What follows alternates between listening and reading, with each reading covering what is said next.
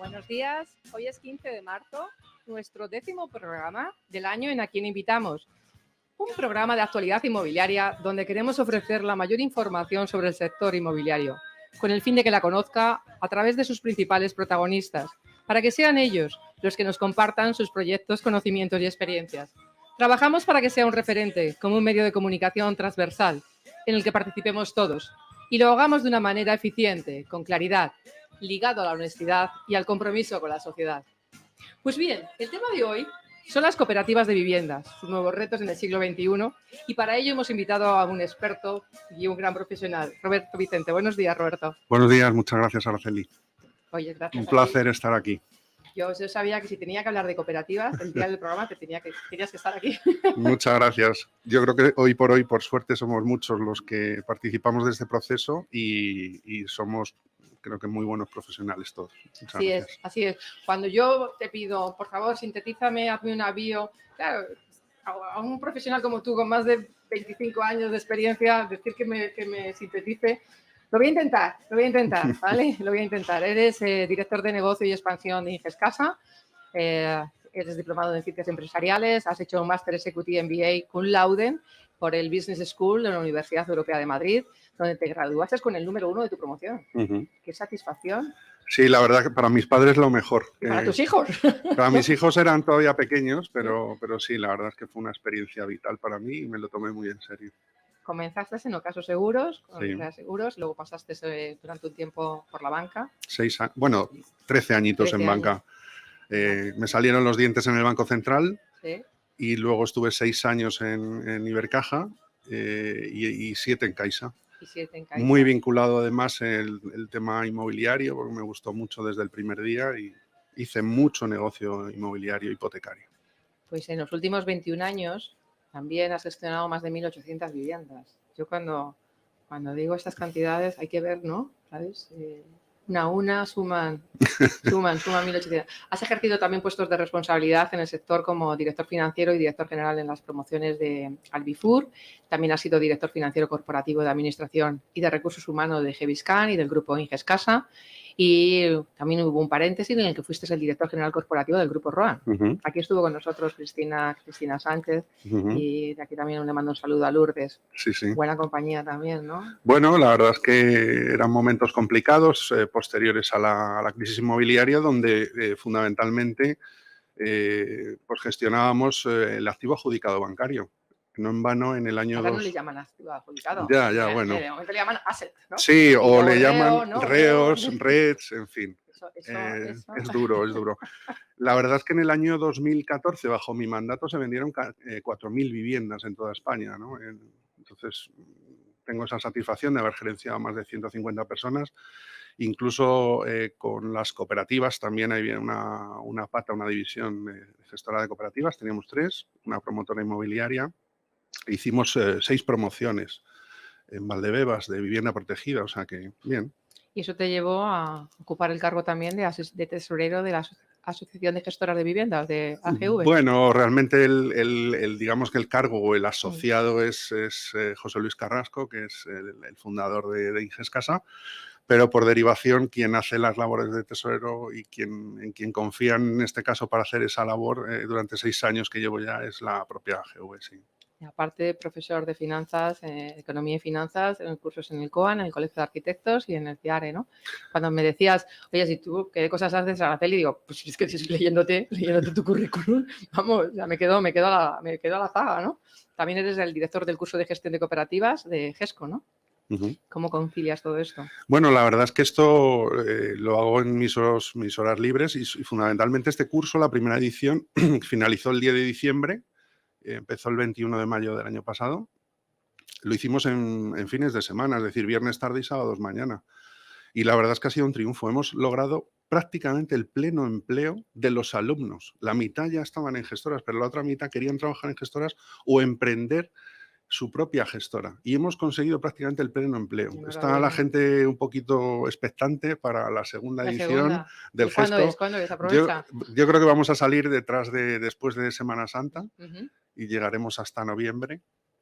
Son 120 horas lectivas más 20 horas de tutorías. En fin, es un Y curso con un muy claustro completo. importante también. El mejor, porque eso me costó 5 meses para ir a este curso y sobre todo ponerle nombre y personas detrás de cada clase para poder acertar verdaderamente con lo que los alumnos necesitan para poder emprender con garantías o para poder integrarse como gestor de promociones en cooperativa en cualquier gestora de las primeras. Así ha pasado. O sea, hoy por hoy, ya digo, me piden alumnos para integrarse, pero ya no me quedan que no estén trabajando. Pues enhorabuena. Gracias. Antes de hablar de las cooperativas y la labor que está haciendo Ingescasa, en la que tú estás liderando, ¿no? Vamos a hacer un poco de historia, ¿te parece? Muy bien. Vamos a ver un poco. A mí me gusta mucho, como tú dices, ¿no? Antes lo decías, ¿no? En los preparatorios, ¿no? Ya es así con las manos, ¿no? Los que no me ven, las bajábamos a tierra, ¿no? Yo creo que es importante que vayamos un poco al concepto de cooperativa, históricamente, ¿de dónde sale? ¿Por qué esa sensación también de relaciones entre la sociedad, ¿no? De vivir en comunidad? Cuéntanos un poco. A ver, la versión tradicional que todo el mundo conoce y que si metes en Wikipedia la llamada, pues te va a contestar de esta manera, diciendo que es un grupo, una asociación de personas que buscan intereses o tienen intereses comunes y demás, y sin ánimo de lucro, muy importante, pues lo que hacen es que quieren acceder a una vivienda en las mejores condiciones. Esta es la versión tradicional. Sin embargo, la versión actual a la que tenemos que atenernos hoy es que lo cierto y verdad es que las gestoras nos vamos al supermercado y compramos los ingredientes. Buscamos la mejor lechuga, los canónigos, los brotes verdes, con una cebollita, con unos tomates ecológicos y con eso configuramos una ensalada. Es decir, todos los días vamos con un carrito a ver si compramos un suelo, detectamos un suelo interesante para formar una cooperativa, de tal manera que le vayamos añadiendo valor.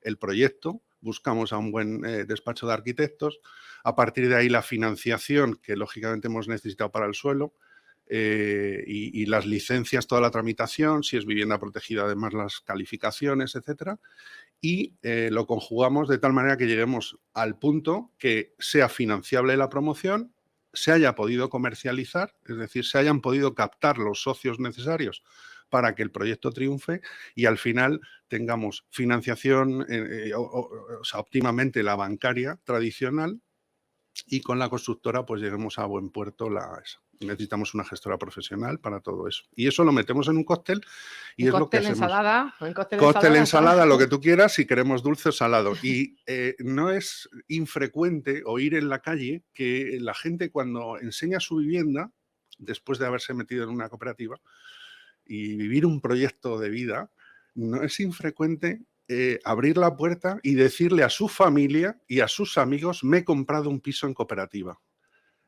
Ahora está bien visto. Esto es un concepto erróneo. Pero antes, y un poco haciendo historia, el hacer viviendas en cooperativa era bajo la ley de casas baratas y económicas. Efectivamente, en 1920, que es la que da acceso a la propiedad, a la gente, al pueblo llano, a poder acceder a la vivienda. ¿Cómo ha cambiado? ¿Cómo ha evolucionado el concepto de cooperativa, digamos, marcado por los temas sociales, ¿no? También entiendo que a principios del siglo XX eran los cambios demográficos, ¿no? Del pueblo a las ciudades y había alguna forma que atender también eso, ¿no? Y de alguna forma, pues bueno, eso de ley de casas baratas y económicas pues ha quedado ahí, pero hoy vivir en cooperativa no es vivir en una vivienda barata, ¿verdad? Bueno, la verdad es que no. Si nos remontamos un poquito antes, si me permites, sí, claro. En la historia, el origen de las cooperativas nace después de o al albur de la primera revolución industrial en Inglaterra, siglo XVIII, por situarnos, 1785 y alrededores. Estos ingleses siempre lo descubren todo. Sí, Fútbol, golf, es lo que tiene ir robando, porque los corsarios, bucaneros, filibusteros y piratas eran todos ingleses. Nos estamos haciendo amigos de los ingleses. Eso es. Entonces, todos estos lo que se apropiaban de ciertas ideas, bueno, en Centro Europa también funcionaban cosas, pero bueno, ellos lo llevaron a cabo. Y lo de vivir en colonias. Exactamente. Los koljós rusos estaban desde mucho tiempo después de las épocas de los zares. Entonces, a partir de ahí, en las cooperativas de trabajo asociado, cooperativas de consumo, cooperativas agrarias, muy importante, las cofradías de pescadores, etcétera. En todo eso lo que surge es una necesidad de agruparse, de ahí los gremios, de ahí las calles temáticas por oficios, etcétera, y por qué no se asociaban para poder desarrollar pues eso, las viviendas y tener una cierta protección, esas colonias que agrupaban un poco a la gente, ¿no? En España, pues la primera cooperativa, no sé si te va a sorprender, pero lleva desde 1911 se hizo la primera cooperativa que se conozca. ¿Dónde? Es decir, han pasado 111 años y ¿Dónde? ¿En qué parte de España? bueno, pues fue en la parte de Cataluña, porque allí, a pesar de que hoy ya en Cataluña la verdad es que el movimiento cooperativista está un poquito desinflado en un momento dado, porque además allí también los gremios fueran muy fuertes, los gremios de las telas, de la confección, etcétera, claro. toda la industria textil del siglo XVII y XVIII también, pues tuvo mucha pujanza allí y, lógicamente, esas agrupaciones dieron lugar a todo esto. Entonces, como decías, 1920, por marcar un poco en la ley de acceso, que daba acceso a la gente a la vivienda, a partir de ahí, en el año 54, pues se promulga una nueva ley, que es la de renta limitada, que es donde aparece y surge la vivienda protegida en España. Seguimos ahora hablando de la vivienda protegida, ¿de qué año, Roberto? Estamos hablando en el año 54. Y ahora tenemos una del 2000. Hoy por hoy, como sabéis, o sabrán los oyentes, todas las competencias de vivienda las tienen las autonomías, las comunidades autónomas. Es para ir poniendo un poco también el tema, ¿no? Entonces, claro, por ejemplo, en Madrid, pues podemos hablar de que lo que es la ley nacional es de 2008, pero luego tenemos el reglamento de vivienda protegida en la Comunidad de Madrid es de 2009, el último. Y los precios que limitan la vivienda protegida están regulados en 2008. Es decir, que nos estamos quedando muy desfasados. Si yo abriera el Monopoly de 2008 estaría amarillento, no tendría vigencia. Probablemente las calles las han cambiado de nombre y todo. Es lo que está pasando hemos pegado hoy. un pequeño salto. Estábamos en 1954 y quería aprovechar eso, ¿no? Cuando has dicho, estamos en 2008. Volviendo para tu discurso. En 1954 tenemos ya una ley, ¿no?, que ampara y regula la vivienda cooperativa. La vivienda protegida. Protegida, correcto. Que era un poco de los orígenes donde, digamos, que el Estado tenía algo de actuación, de tal manera que intervenía en que el suelo fuera muy asequible o incluso regalado en las afueras de las ciudades para que se formaran esas colonias. No en vano conocemos todos la zona sur de Madrid, Alcorcón y tal, que están llenas de la influencia de esa carretera. Es decir, hay muchos extremeños colonizando. Como era eso de las provincias de Extremadura, ¿no? Cáceres, Badajoz, Móstoles y Alcorcón. Eso es. Entonces, bueno, esos son los movimientos y esos son los que vienen... Un saludo a los extremeños. Mi padre era extremeño y lo digo con mucho cariño. Toda mi familia es extremeña de Miajadas. Vaya un saludo para todos mis paisanos. Yo nací en Madrid, pero todos mis raíces son extremeñas. En 1957 nace la Federación de Cooperativas en Madrid. Hasta 1961 no se inscribe, pero en ese momento pues surge el primer movimiento que iba a dar paso luego a una ley nacional. En 1957, José Luis de Arrese, un arquitecto, Alasaz, ministro de la Vivienda de Franco, pues establece el primer plan estatal de vivienda en España.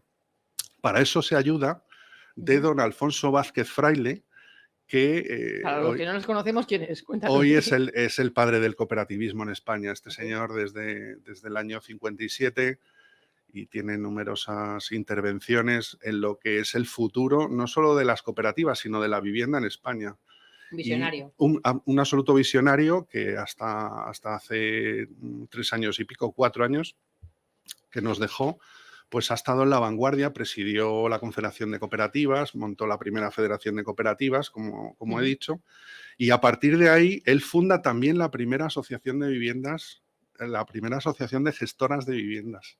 Es decir, que él creyó firmemente en el proyecto de las cooperativas, de que la gente tuviera acceso a una casa digna y asequible a precio de coste, es decir, la suma de todos los costes, y que no hubiera lucro en ello. Y bueno, pues en el mismo año todo el mundo recordará algunas de las placas que todavía existen en algunos portales con el yugo y las flechas, porque en ese momento nace también el Instituto Nacional de la Vivienda. que era donde se empezó a financiar por parte del Estado y empezó a inyectar algo de dinero, algo de viabilidad en esas promociones para sobre todo las zonas obreras. Carabanchel fue una de las zonas más beneficiadas, Vallecas, etcétera. Todos los barrios más populosos nacen y crecen y se desarrollan al albur de una plaquita que pone con el yugo y las flechas la calificación número tal del Ministerio de la Vivienda. De entonces parte. Y luego ya, pues a partir de ahí las cooperativas se desarrollan exponencialmente. Hay algunas ahora de primeras, ¿no? Sí, en aquella época lo que pasa es que cualquiera valía, porque a lo mejor el cura era el presidente de la cooperativa y entonces intentaba aglutinar a sus fieles para hacer algo común y eso pues no llegó a funcionar. Había buena intención. No llegó a funcionar. Pero escucha, Roberto, y agradezco muchísimo toda esta, digamos, historia que nos has contado, que además enriquece mucho y nos posiciona la evolución que ha habido de las cooperativas, de los profesionales que estáis ahí al frente, ¿no? Porque en ese papel que habéis estado desde, como tú me dices, ¿no?, a los inicios, ahora, ¿qué cambios tú crees que ha habido en el sector en lo que respecta a las cooperativas? Fundamentalmente el salto cualitativo se pega con las gestoras profesionales de cooperativas, ¿no? Las gestoras profesionales de vivienda. Es verdad que ha habido casos señaladísimos que han tirado por tierra todo ese trabajo. Acordémonos de la PSV y otras estafas que por desgracia ocurrieron, que son cosas individuales, pero afectaron muchísimo a la reputación del sector.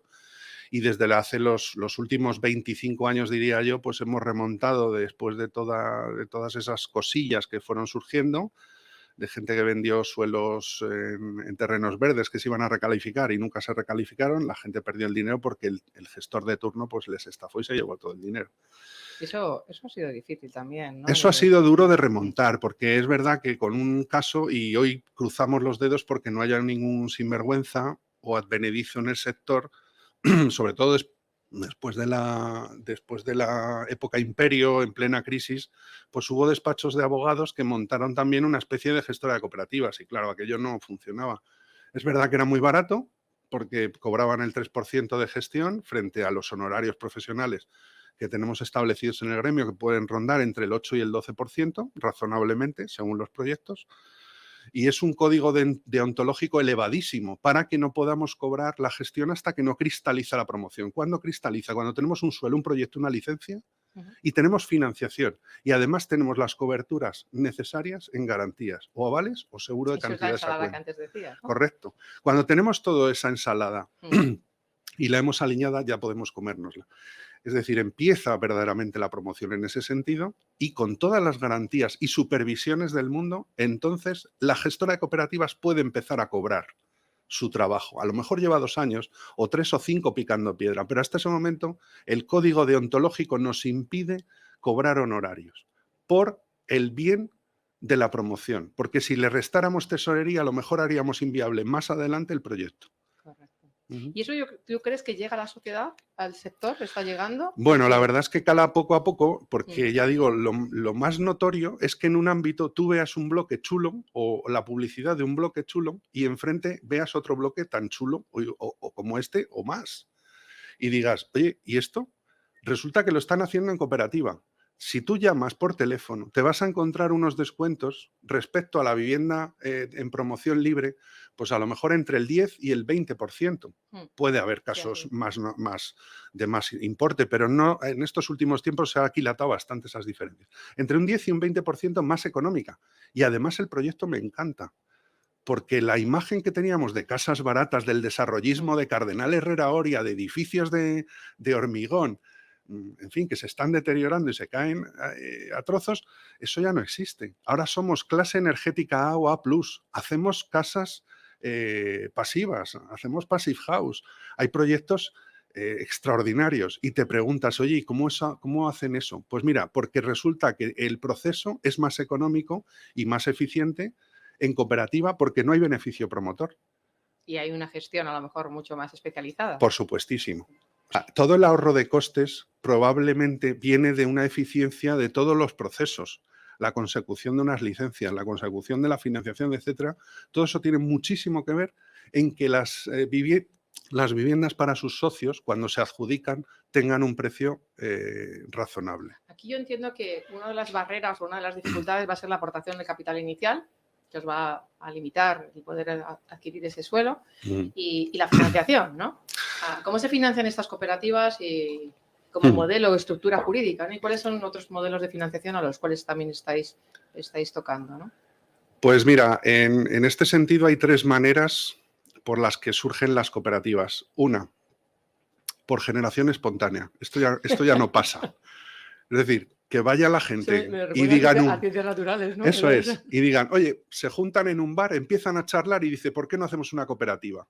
O los colectivos que conocemos, enfermería, los médicos, los ingenieros navales, etcétera, que hemos gestionado en algunas ocasiones, se juntan y dicen, oye, ¿por qué no hacemos una promoción? ¿Por qué no me hago mi casa, no? Eso es, ¿por qué no me hago mi promoción en un sitio tal? Y contigo que eres mi amigo ahora. Eso es. Ahora, luego ya Sí, termino. correcto, pues esa sería la primera leitmotiv, ¿no? de las cooperativas y de la esencia del cooperativismo sería el poder hacerlo por generación espontánea. 2, la demanda estructurada. ¿Qué es esto? Realmente hay una gestora que lo que está es suscitando una necesidad. Oye, una vivienda en la Puerta del Sol, ¿qué te parecería? ¿A mí me preguntas? Sí, yo te digo, oye, es una pregunta retórica. ¿En la Puerta del Sol te apetece tener una promoción? Pues ¿por qué no? ¿O en la Plaza Mayor? Pues estoy esperando que salga un suelo. No sé cuándo va a salir. O te puedo decir, oye, hay un suelo que va a salir en Zampaculitos de Arriba. Sí, y a lo mejor ahí me y a lo mejor te apetece porque ese suelo va a salir antes, ¿no? Porque no sabemos ni dónde está. La cuestión es que lo que se va haciendo es captar socios que van poniendo un dinero que no se traspasa a la cooperativa hasta que no se compre el suelo. Sí, ¿Y al cómo final. se regula eso? Me imagino que tendréis también Sí, mecanismos, ¿no? Sí, los dineros siempre están a favor del socio, nunca están en la cooperativa, excepto el día que si es un concurso público se trasvasa el dinero de las cuentas corrientes del socio a las de la cooperativa para hacer pago en la notaría de la compra del suelo. Porque la cooperativa es la titular de la compra del suelo. Correctísimo. Y la tercera forma, que es la más habitual, esto que hemos hablado, pues es rara avis. Es verdad que las gestoras líderes trabajan la demanda estructurada como este otro modelo que cuento, que es el más normalizado, que es de la nada hacemos muñecos de barro y los dotamos de vida. Es decir, como te he dicho antes, nosotros nos vamos a la compra, localizamos un suelo o vemos un concurso que nos apetece y ahí decimos, oye, ahí se puede triunfar porque hay necesidad, hay demanda, hay socios que pueden apuntarse porque la forma de pago la vamos a estirar como un chicle, es decir, el promotor te va a exigir un 20 o un 30% por delante y nosotros lo que vamos a hacer es que vamos a facilitar muchísimo la entrada y luego unas cuotas muy asequibles y muy amables para que puedas acceder a esa vivienda, incluso más económica que la propia competencia, como digo, una forma de pago más amable. Así, ¿qué pasa? Que en los últimos años pues se ha puesto en manifiesto todo lo que conocemos, ¿no? Que las cocheras de 4 caminos, el ámbito de Mao Calderón, en todos esos han triunfado las cooperativas. ¿Por qué? Porque hemos podido pagar un poquito más para tener las mismas o mejores viviendas que el propio promotor, porque al eliminar el margen de promotor, el beneficio del empresario, pues nos podemos beneficiar de que podamos pagar un poquito mejor el suelo y estar en un sitio que nos mola, que a la gente, dice, a mí yo estar ahí en Méndez Álvaro o estar en Madrid Río, pues me apetece mucho. ¿Y el promotor entonces estáis compitiendo directamente con él? Bueno, él más bien compite con nosotros porque en estos casos la verdad es que las pujas lo que hacen es... En las licitaciones últimamente están volviéndose un poco locas, se han alcanzado precios que están muy por encima de los precios base de licitación y eso hace que se encarezca un poco la vivienda, ¿no? La vivienda terminada. Pero es verdad que tenemos que defender ese modelo porque hay mucha gente que quiere acceder a una vivienda a precio de coste y esto es lo que defendemos. ¿Y por qué se están produciendo esas alianzas de promotores a gestoras? Bueno, en los últimos 2-3 años, diría yo, aunque esto no es exactamente de ahora, porque tenemos a Prigesa, la gestora, una de nuestras asociadas en AGV, pues es la pata gestora de Priconsa y se montó pues hace ya casi 20 años, ¿no? Ahí, en los últimos tiempos, como digo, ha habido promotores que están sacando la pata y esa pata es de gestión. ¿Por qué? Básicamente porque hay un nicho de mercado que todavía es un reducto que en las cooperativas defendemos muy bien, que es la vivienda protegida. Sí. Cuando un promotor ha comprado un suelo bruto que tiene muchos usos, están todos los usos, residencial libre, unifamiliar libre, pero también tiene protegida y también tiene a lo mejor industrial, dotacional, terciario. En esos lotes, lo que le incomoda al promotor es la vivienda protegida. ¿Por qué? Porque tiene un límite de precio. Pero bueno, me estás hablando de un promotor de dimensiones. Un promotor, bueno, los promotores que normalmente son tenedores de suelo. Esos son los que verdaderamente están implantados en los ámbitos, en los nuevos ámbitos, tienen mucho suelo, mucho banco de suelo. Pero ¿qué pasa? Que ese banco de suelo no lo han comprado exactamente finalista, apto para licencia. Te estás creando más amigos, sigue. Lo han comprado para desarrollar. Yo he sido promotor 8 años, o sea que sé lo que digo por contraste, ¿no? Y bueno, pues entonces les estorba un poquito o les incomoda el tema de la vivienda protegida. ¿Por qué? Porque, como digo, tiene tope de precio. ¿Qué pasa? Es lo que me comentabas antes de la ley, ¿no? Correcto. Si yo voy metiendo el suelo, el vuelo, etcétera, etcétera, etcétera, llega un momento que me topo con esto. Resulta que si los costes o el beneficio que espera el promotor está por encima de esto, o le aboca a pérdidas, o realmente está ganando muy poco dinero. Y eso no le interesa. ¿Qué pasa? Que ahí entramos a saco las cooperativas de viviendas, donde podemos defender ese modelo. Estupendo. Pues Roberto, si te parece, vamos a publicidad y enseguida continuamos. Muchas gracias. Gracias. Tate, ¿no estás cansado de que se te empañen las gafas? Pues sí, la verdad es que sí. Pues ¿sabes quién tiene la solución? ¿Quién? Gafas Policía. Y es que fabrican lentes GP Pro con tecnología antibao ideales para llevar con la mascarilla y que no se te empañen. Disponibles en modelos exclusivos para Guardia Civil, Policía Nacional, Policía Local, Legión y también con su propia marca Gafas Policía. Además, son los primeros en fabricar gafas personalizadas con la uniformidad de cada cuerpo y sobre todo cumplen con todas las calidades. Además, disponen de autorización oficial para el uso de la marca Guardia Civil. Aptas para todos los públicos. Puedes comprarlas aunque no seas policía o militar. Entra ya en gafaspolicía.com y descubre todos sus modelos.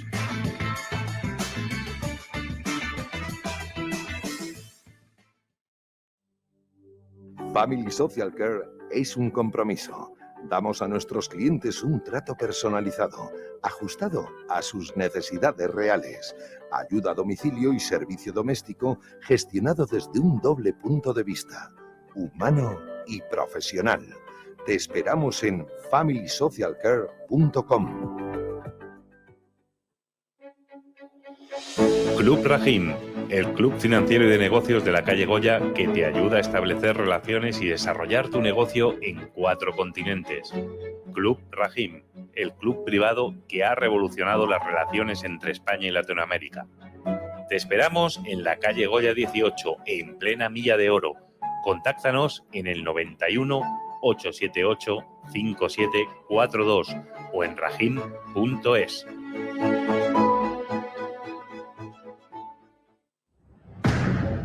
¿Eres empresario, pymes o autónomo? Anúnciate con nosotros y forma parte de Decisión Radio.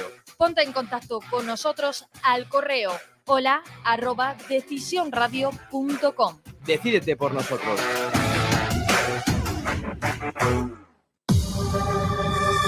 JUN 76, rapidez y eficacia. Todo tipo de obras y proyectos, peritaciones, dirección de obras, informes y valoraciones. Somos especialistas en edificación, urbanización, obra industrial, rehabilitación y todo tipo de reformas en su hogar o local. JUN 76, una empresa familiar a su servicio. Conózcanos en www.jun76.es, www.jhun76.es. La calidad nos avala, el trato nos distingue.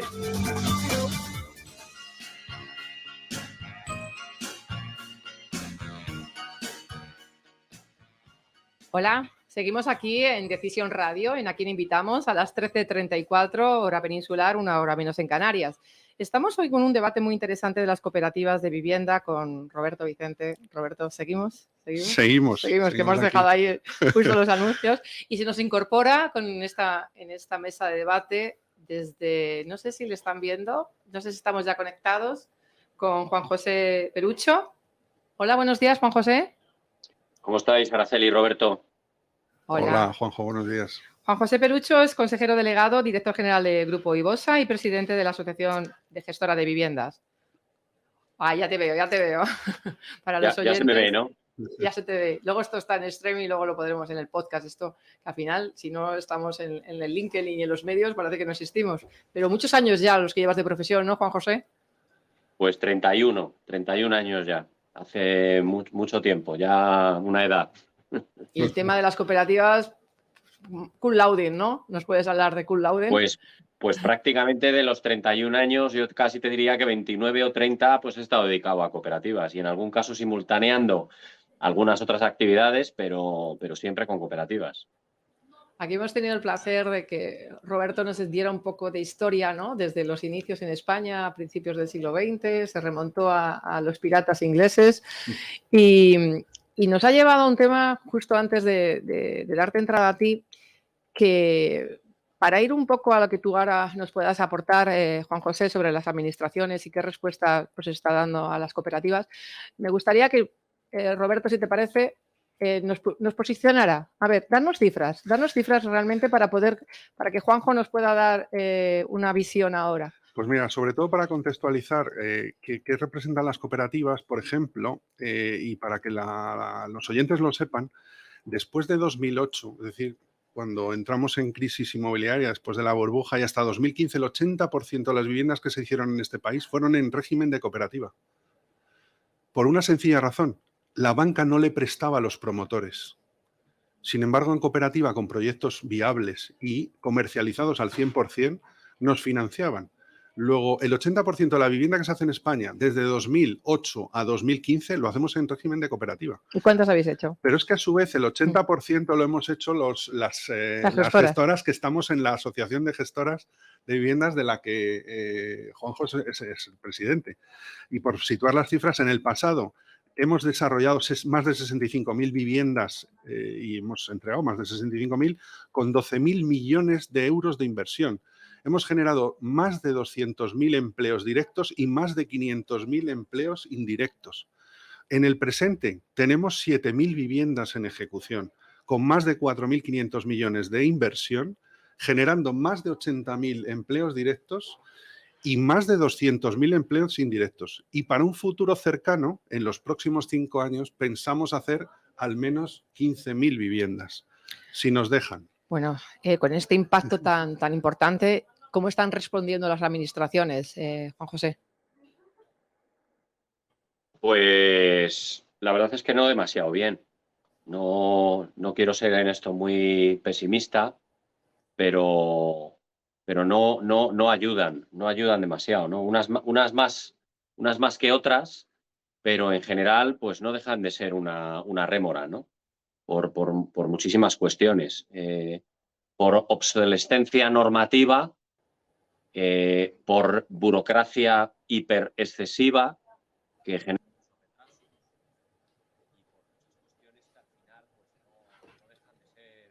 la rueda que nos impiden desarrollar nuestro trabajo con la mayor eficiencia, ¿no? Estoy siendo muy generalista, pero bueno, es bastante extendido esto que os estoy comentando. Cuando dices extendido, ¿te refieres a diferentes comunidades de España? Sí. Porque diferentes municipios, diferentes comunidades, es decir, yo ahí ya me meto en una tesis mucho más profunda en el sentido de cómo evoluciona la administración pública en el conjunto de la economía, ¿no? Que yo creo que es una especie de monstruo de Leviatán que cada vez crece más y que devora muchos ámbitos del sector privado, que al mismo tiempo vive de él, pero que tampoco es muy consciente que ha de facilitar al sector privado que se desarrolle lo mejor posible para que exista una convivencia entre el sector público, que no deja de ser un sector que sus ingresos provienen de la actividad económica privada, y que exista esa sana convivencia, ¿no? Entonces llega un momento en que el crecimiento del sector público y la burocracia que genera no ayudan en muchas ocasiones al desarrollo, ¿no?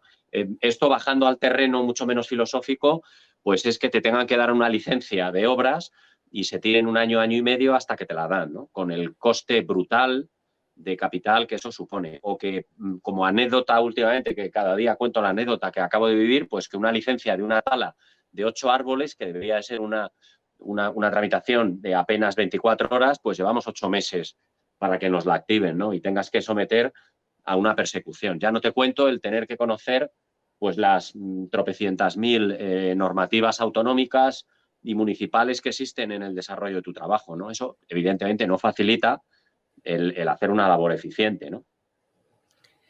Escuchándote, no sé si interpreto que a lo mejor estas barreras son solamente a los cooperativistas o también al sector promotor. ¿No ves a lo mejor...? No, son barreras generalizadas y además yo te diría que estoy absolutamente convencido que para la totalidad de la economía, ¿vale? Ahora bien, seguramente no serán con la misma intensidad en determinados sectores que otros, ¿vale? En el sector nuestro, el sector inmobiliario tiene unas barreras muy importantes, ¿vale? Y no tiene muchos apoyos. Y luego, dentro del sector de las cooperativas, pues hombre, evidentemente echamos de menos que conceptualmente, por aquello de estar integradas en la economía social y por aquello de no dejar de ser sino agrupaciones de personas y de ciudadanos que quieren un bien o un servicio, se agrupan y siempre han tenido una serie de beneficios, de pequeños beneficios, ¿no? Que en estos momentos son cero. Es decir, que han desaparecido por completo y no gozan de ningún apoyo, ¿no? Cuando siguen estando integrados en un concepto de economía social, que no deja de ser a día de hoy pues un apelativo vacío. Yo además quería también trasladarte, ¿no? En esta cadena de gestión eficiente que hacéis, ¿no? Como bien ha explicado Roberto, también hay otros elementos externos como pueden ser la compra de los materiales, las constructoras, ¿no? Sí. Yo creo que en esas dimensiones que estáis hablando, ¿cómo os favorece ir como cooperativas a la hora de contratación de constructoras, por ejemplo, y de materiales? Bueno, desde mi punto de vista absorbemos el mismo perjuicio, ¿vale? Un perjuicio que a grandes líneas son desequilibrios macroeconómicos, bien sea falta de materias primas, exceso de coste en la energía, desequilibrios macroeconómicos importantes que impactan en muchos sectores y en algunos más que otros, ¿no? En el tema de la construcción, pues probablemente tenemos un impacto seguramente por encima de la media, ¿no? Volvemos a echar de menos el único que puede de alguna forma intervenir para corregir pues esos desequilibrios, ¿no? Que no deja de ser pues la administración pública, que tiene muchas herramientas, bien sea para problemas previos que teníamos alejados de la carestía de materias primas por la cuestión temporal y puntual de la guerra, sino por una cuestión que venimos sufriendo hace muchísimo tiempo, cuál es que este sector, que de alguna forma está un poco demonizado e infrausado, infrautilizado, pues es un gran generador de empleo, pero un empleo pues que no está bien visto, que son las personas que trabajan en las obras, ¿no? Entonces, ahí la administración pública, a través de las consejerías de educación o del ministerio, pues tienen la posibilidad de alguna forma fomentar cursos, fomentar profesiones que de alguna forma tienen ahora un nivel de demanda enorme, tienen un nivel muy desconocido de tecnificación y que son profesiones con muchos conocimientos tecnológicos, pero que están vacías. Entonces, bueno, pues la administración en general sigue a por uvas, no es consciente de esto, no lo dinamiza y no corrige problemas estructurales pues que están generando, como estáis oyendo en los periódicos, fuertes problemas de crecimientos de precios desmedidos, por falta de materias primas, por falta de mano de obra, por falta de formación. En fin, pues muchas carestías que venimos impenitentemente reclamando desde hace años y que no parece que caigan en los oídos de nadie. Decíamos, Juanjo, que además, en especial el tema de la vivienda protegida, yo creo que está abandonada a su suerte por parte de las administraciones y nos está impidiendo progresar. De hecho, las cifras de 2021 por poco superan las 5.000 viviendas en toda España, con lo cual venimos de cifras muchísimo mayores hace 20 años, más de 100.000 viviendas protegidas se hacían en España, y hoy por hoy está abandonada a su suerte. Decía yo hace un rato, Juanjo, que cuando saco la ley que está en vigor de cooperativas, los decretos de vivienda protegida y además el precio del módulo, es un monopolio amarillento, casi es la paz. Bueno, sabéis, Roberto lo sabe perfectamente, en el tema de la vivienda protegida tenemos una obsoleta normativa técnica que ha habido un intento reciente de actualizarla bastante penoso, que se ha quedado en un cajón. Tenemos un precio máximo de vivienda protegida establecido en el año 2008, que ha cumplido ya 14 años metido en la nevera, es decir, que no ha evolucionado en cuanto a los costes, mientras que el mercado real en el que nosotros vivimos, pues la construcción, evidentemente fruto de salir de una crisis pavorosa que tuvimos en el año 2007, pues ha tenido un crecimiento en su coste pues de aproximadamente el 40 al 50%, crecimiento que parece que es ajeno para la administración, que ha mantenido unos precios soviéticos congelados desde el año 2008, ¿no? Y que de alguna forma está obviando una situación real que cada ciudadano la conoce, que es, oye, la obra ha subido, no hay más que encender la televisión, leer los periódicos, pero ha subido violentamente. Y frente a esa violencia en la subida de costes, pues tenemos una administración, como siempre, pues mirando por la ventana para ver si va a hacer frío, calor o lluvia, pero absolutamente alejada de la realidad, ¿no? Tenemos una ley de cooperativas, tenemos una ley de cooperativas del año 99 que no permite que una cooperativa de viviendas, aunque sea en una cantidad limitada, pueda adjudicar viviendas o vender viviendas a personas jurídicas, mientras que en el resto de comunidades autónomas sí lo hacen, ¿vale? Por poner ejemplos muy significativos, ¿no? Y aquí estamos. Y aquí estamos y bien, porque como consejero delegado del grupo IBOSA tenéis verdaderos proyectos muy interesantes, ¿no? Estáis afrontando muy bien todos estos retos que nos estás contando, que entiendo que afectan a todos, ¿no? Pero ¿qué proyectos ahora mismo destacarías de vuestra compañía, Juan José? Bueno, a ver, nosotros tenemos muchos proyectos. Destacar por volumen y por icónicos tenemos un proyecto, y por problemáticos también, aunque bueno, saldrán, porque creo que somos capaces de sacar cualquier cosa. Tenemos una cooperativa muy grande, 400 y pico viviendas, en la Glorieta Cuatro Caminos, que en el año 2014 adquirió las cocheras de metro, se las compró a la Comunidad de Madrid, y bueno, pues llevamos sufriendo problemas judiciales relacionados con el planeamiento que hizo el Ayuntamiento de Madrid, que de alguna forma estamos subsanando porque fueron desestimados por los tribunales. La cobertura que nos daba nuevamente la administración pública parecía bastante endeble y hemos tenido que ser nosotros, agentes privados, quienes tengamos que, pues de alguna forma lanzar una nueva tramitación urbanística para reflotar esa operación. Una operación muy singular que incluye una torre de 32 alturas, seguramente la más alta residencial en el Ayuntamiento de Madrid. Tenemos dos proyectos en la operación MAU que antes comentaba Roberto, de los cuales son muy significativos porque uno de ellos es una cooperativa de viviendas de 200 viviendas y el inmediatamente colindante se lo estamos gestionando a un fondo de inversión, que es un proyecto prácticamente similar en calidades, en tamaño y en todo. Y sin embargo, la cooperativa, y ahondando en lo que comentaba Roberto, está promoviendo las viviendas con un coste aproximadamente entre el 12 y el 15% más barato, ¿no? Con exactamente la misma calidad. Por cierto, una calidad muy alta, ¿vale? Ahí es donde realmente se arroja una enorme visibilidad al gran beneficio que tiene el sistema cooperativo, ¿vale?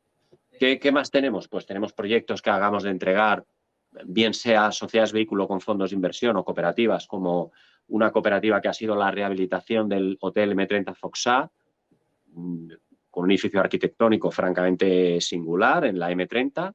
Tenemos la Torre Australis en Isla Chamartín, con 200 y pico viviendas que hemos promovido para un fondo y hemos entregado. Tenemos un edificio muy singular también arquitectónicamente en Doctor Esquerdo, muy cerca del Retiro, que adquirimos en una subasta muy competida con todos los promotores en el corazón del Retiro, ¿no? Y que está terminando la obra. Tenemos también un edificio muy significativo en Sai de Baranda, que estamos intentando empezar obra con toda la marejada que nos está cayendo en el tema de la construcción y con el tema incluso de la falta de materias primas, porque cierran los acereros, etcétera, etcétera, ¿no? O sea, luchando contra viento y marea.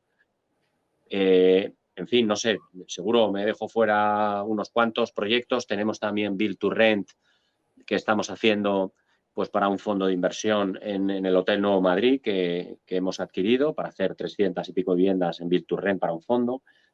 Bueno, al final es un poco lo que antes comentabais, es una evolución de una empresa que antaño era gestora de cooperativas de vivienda protegida y que ha evolucionado, y tan pronto hacemos vivienda protegida como hacemos Build to Rent, como gestionamos productos de lujo para un fondo de inversión, como también una promoción que vamos a entregar ahora de 10 chalés de algo más de 1,5 millones de euros en Valdemarín. Es decir, al final somos gestores inmobiliarios polivalentes con una estructura profesional muy, muy potente, pues de ingenieros, economistas, abogados, en fin, gente, como decía antes Roberto, bastante bien preparada y organizada. La pregunta, Juanjo, es quién va a hacer las viviendas protegidas de los nuevos desarrollos del sureste. Yo pensaba que ibas a decir que quién va a hacer la ensalada. No, bueno, que hay que hacer una ensalada muy gorda, porque está. es que el 50% o más de los desarrollos que hay pendientes, Valgrande en Alcobendas, el Arpo de Pozuelo, la Solana de Valdebebas y, por supuesto, Berrocales, Aijones, Cañaveral, ¿no? Los Cerros, etcétera, que tuviste aquí a Antonio Ñudi el otro día.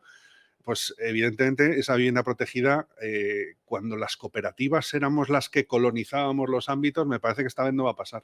No sé si nos va a dar tiempo, pero también es bueno para hablar del cohousing allí en esas ciudades y les podemos dar también una solución, ¿no? Bueno, la verdad es que sabes mis preferencias por esa faceta. Estamos esperando más legislación que nos facilite, pero me parece que hacer cooperativas para hacer senior housing o cohousing senior, como lo queramos llamar, la verdad es que es una muy buena manera de emprender y desarrollar tu propia vivienda para lo que puede que sea tu vivienda definitiva. Sobre todo porque se puede transformar una cooperativa de viviendas, una vez que ha cumplido su objeto social, que es adjudicar las viviendas a sus socios, en una cooperativa de consumo, donde todos los socios se benefician de compras mayoritarias, precios de economías de escala y luego, por supuesto, el tema del IVA, los impuestos, etcétera, que la cooperativa mantiene como beneficio. Entonces, bueno, pues ahí dejamos un poco todas esas preguntas, porque ya digo que hay muchos retos que, como dice Juanjo, la administración no está dando respuesta y es